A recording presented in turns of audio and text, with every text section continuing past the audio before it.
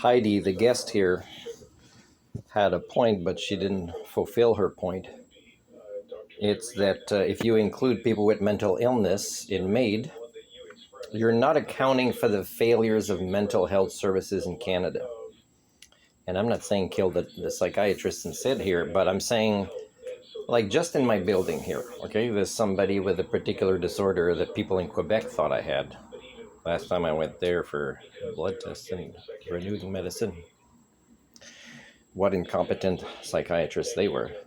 And really their solution was to make me more ill, but I did leave that place, and I did try to sue that place, except the justice system just stole money from me to register the papers and then never called the witnesses. So it's a scam, right? And this is a culture in Quebec that doesn't do accountability. They're working really hard to forget their French word for accountability. But the buddy here that I have in the building that I could help through counseling, not medicines as much. Well, we know what his diagnosis is. It's pretty clear. And there are medicines for that. And he hasn't always wanted to take it. But the thing is you can't not provide psychotherapy alongside medicines, right? And even when you do, if it's incompetent people doing it, and psychiatrists they're not trained in psychotherapy. They're not trained in long-term counseling sessions, right? I'm not even sure they're trained in basic 101 counseling skills, not that I've observed. And I've studied a few. So, and a lot of them have their own pathologies that are mental health related, by the way. And they don't care if they get criticized because they have the power, as if they have a bulletproof vest and gun and tasers and batons, because in their role, nobody wants to challenge them, and they don't challenge each other, and there's no oversight. So yes, there are many people with mental illnesses that aren't treated properly, which makes them want to apply for MAiD.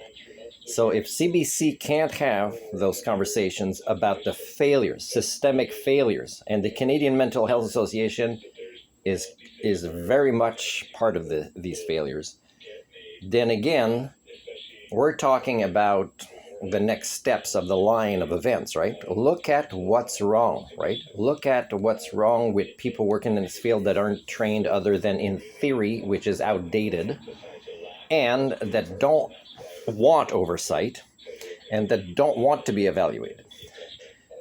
The buddy I have in this building, it's not just the landlord yelling at him shows he doesn't have the skill sets, but also his family doesn't have the skill sets, and also the system here. So it's easier to blame somebody about not taking medicine when you're in a culture that doesn't provide the right kind of psychotherapy or the right kind of life skills for family members and landlords to support that person or to notice things, patterns, right? Because you don't need to test the blood for that diagnosis to know somebody's not taking their medicine.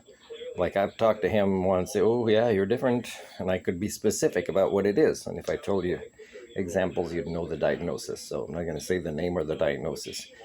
But there are failures. Another failure is I could apply for a job as a mental health worker, and they're going to train me to be inefficient, just like they would in a school district. I'm having great success with kids with special needs. Oh, is it not politically correct to say special needs? Then is it because you're admitting that I fulfill their real needs and you don't have the skill sets to meet their needs? Because really it is, right? You don't want to learn how I had success with the youth.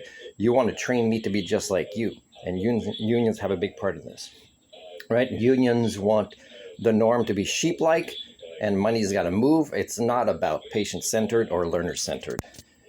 And again, that makes it that, yes, maybe mental health would improve if you kind of ask the Canadian Mental Health Association to apply for MAiD and approve it.